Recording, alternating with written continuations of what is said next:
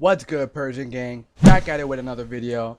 And today's video is another Twitter content cop. But you know that I'm standing up. So that means that this topic is serious enough where I had to be flamboyant with my movements. Okay, guys, let me be completely real. It's not that serious. Let's just get into it.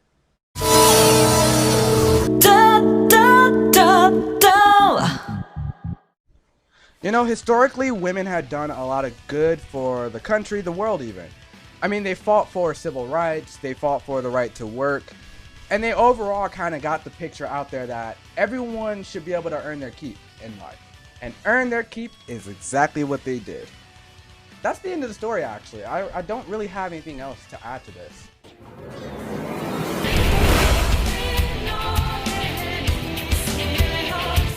What I want to talk about today is actually a specific individual, and I know I said in the past that I wasn't going to be name dropping.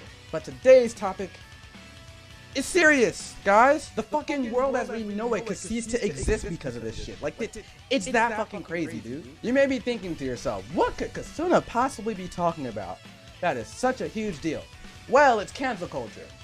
But actually, not exactly. You see, by now you probably put things together already. Whoa, it worked!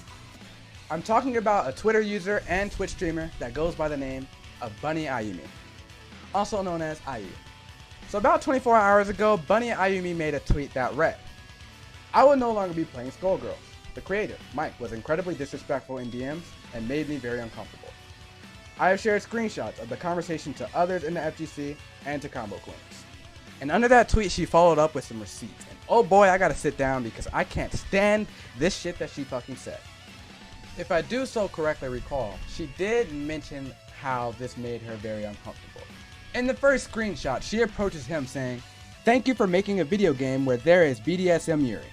Now, although Mike's initial response is a little bit confusing to read and hard to follow, the general gist that you get out of it is that he is also uncomfortable.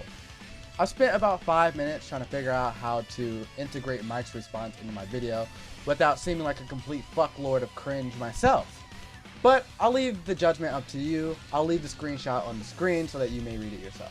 In fact, the rest of the screenshots and receipts will be left on screen for you to see because I feel like we've already touched on the important parts of this. You know, my initial thought after reading all of this is, wow, Ayu, you're kind of a low person. I mean, yeah, it's quite obvious that this guy has never talked to a woman in his life. But if it's that obvious that he's never talked to a woman in his life, then why does any of this come as a shock to you? You talked about how you felt disrespected, which obviously refers to when he said that he supposes thirst definitely helps sub count, and validation. You mentioned how he made you uncomfortable, and yet you approached him unsolicited with your fucking gimp fetish. In fact, now that I say it, I bet a lot of you actually realize just how uncomfortable the man might have been. And I'm really not even here to defend him. There's not much to defend, honestly. You say that your approach was an appreciation for empowering sexy females. I want you to listen. I want you to listen closely. You're thanking him for fan service. Do you even respond to half the fucking simps in your DMs that thank you for the fan service that you provide them? And just how many of them actually tweet out that you ghosted them? I mean, you say other girls have had problems with him and yet failed to provide receipts in any form. Hypothetically, if you knew this information before you even DM'd him, then why message him at all?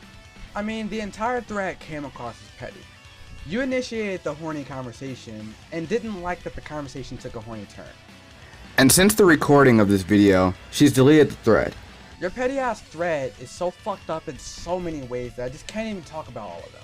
But the main two that stand out to me are the fact that it could be a lot harder for women that may be dealing with real accusations against this man to come out about their stories because of how lukewarm yours actually is.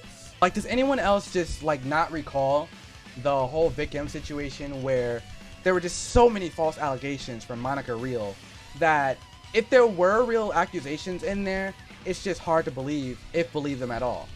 And if you really just made this whole petty ass thread because of what he said about how you get a lot of clout from thirst, you're actually lower than the Earth's mantle. There's so many cases in life where a man's life is ruined because of the smallest false allegation. And do you think that this is any different than that at all? This man could legitimately lose his damn job because you didn't like his response to your horny ass fucking message. You plead discomfort about a topic that you brought up. I mean, were you just getting bored of OnlyFans and just wanted to say, hey, let's fuck up someone's life? Is your whole little shtick of being a squeaky ass titty streamer getting so damn old and retired that people just aren't fucking subbing to you anymore? Yo, but fucking wait, she's not like other titty streamers, bro. She actually talks about her fetishes on stream. It gets even crazier. Sometimes she mentions how she likes Shota, which is borderline pedophilia. And some people actually go the extra mile to call it pedophilia. If you're this bored and pathetic, you should try flipping burgers.